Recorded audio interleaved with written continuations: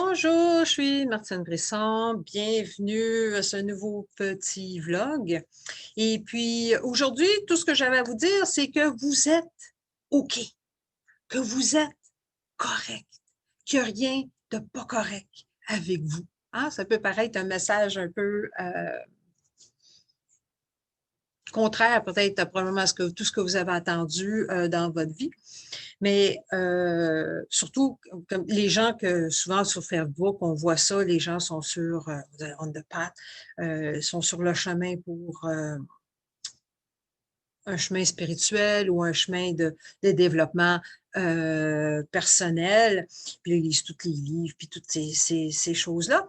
Parce que ces gens-là, ils pensent que ah, si j'étais pas anxieux, si j'étais pas peureux, si j'étais pas insécure, si je procrastinerais pas, là, vous pouvez mettre votre propre fin là-dessus, il serait correct, il pourrait être mérité d'être aimé. Puis là, les gens essayent de changer. Puis ils font toutes sortes d'affaires pour essayer de changer parce que ils sont pas corrects avec, ils se sentent pas bien dans leur peau, ils pensent que quelque chose n'est pas correct avec qui ils sont. Et puis là, c'est là que là, le monde embarque sur tout un chemin. Là. Ils vont suivre un gourou, ils vont suivre des ateliers, ils vont prendre des cours, ils vont lire plein de livres, ils vont essayer plein de techniques. Tout ça dans le but de pouvoir s'améliorer. Hein? Ils essaient de se changer. Tout simplement, ils essaient de changer qui ils sont pour être plus acceptables. Et là aussi, ils mettent tout ça, toutes sortes de « oh, je devrais hein? ». Aussi, il y a beaucoup de « je devrais ». Je devrais être comme ci, je devrais être comme ça, je devrais faire ci, je devrais faire ça. Tout ça parce qu'ils pensent qu'il y a quelque chose de pas correct avec eux. Alors, tout d'un coup, il n'y aurait rien à réparer. Hein? Tout d'un coup, il n'y aura rien à fixer. Tout d'un coup, que vous êtes correct tel que vous êtes. Hein? Hey, ça libérait du temps, ça. Il y a une petite histoire. Petite histoire, c'est à propos d'un Bouddha dans un temple thaïlandais. Puis c'est une vraie histoire, là, vous pouvez regarder sur Google, là, on peut voir la photo du fameux Bouddha. Il y avait un temple en Thaïlande des années 50, je ne sais pas pourquoi, là, mais il fallait qu'il y avait un gros Bouddha. Et il fallait qu'ils déplacent le Bouddha. Là, je ne suis pas sûre pourquoi, là, mais bon, voilà. Fait que là, ils font venir une crane pour déplacer le gros Bouddha, qui avait là une grosse statue en plâtre. Et là, quand ils viennent pour soulever le Bouddha ne lève pas.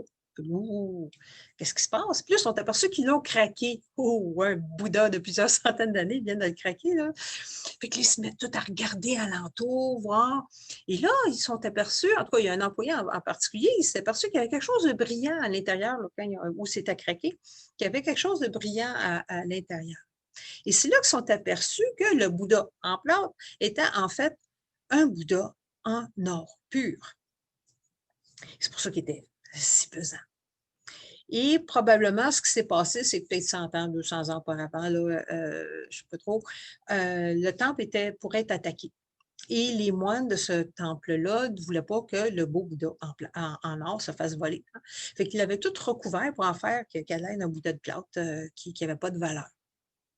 Je ne suis pas sûre si c'est parce que les moines sont morts ou ils ont été massacrés, mais la connaissance que ce Bouddha-là est en or massif, c'est perdu jusqu'à temps qu'il craque finalement dans les années 50. Comme je dis, il y a une belle photo à quelque part, là, le beau Bouddha en plâtre, là, pas en plâtre, mais là, il est vraiment en or. Mais le but de l'histoire, c'est que nous, là, on est le Bouddha en or. C'est ce qu'on est.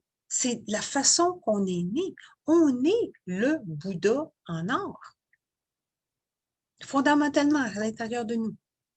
Mais ce qui arrive, par exemple, c'est qu'avec les années, des fois, à cause d'une mauvaise perception des événements, on se crée une croyance limitante ou parce que, à cause de ce que les gens, nos parents, les professeurs nous disent, on rajoute des croyances limitantes. Et pour nous, c'est comme si on rajoutait des couches de marbre par-dessus notre Bouddha. Puisque c'est exactement ça, c'est des couches de marbre. Donc là, on rajoute des belles couches de marbre par-dessus avec le temps, puis c'est souvent dans la jeune enfance, on rajoute nos couches de marbre. Et puis là, après ça, on pense qu'on est la couche de marbre. On oublie complètement qu'on est le Bouddha en or à l'intérieur. Et parce qu'on pense qu'on est à la couche de marbre, on pense qu'on doit absolument s'améliorer, qu'on doit aller chercher toutes les techniques, lire tous les livres, suivre toutes les formations pour pas que ça paraisse qu'on est la couche de marbre ou pour gérer la couche de marbre ou pour accepter la couche de marbre, mais ou rajouter une belle couche de vernis par-dessus les couches de marbre pour pas que ça paraisse. Mais quand on sait qu'on est correct, qu'on est le Bouddha en or, mais ça donne la liberté. Ça donne la liberté parce que on n'a pas besoin de changer qui on est.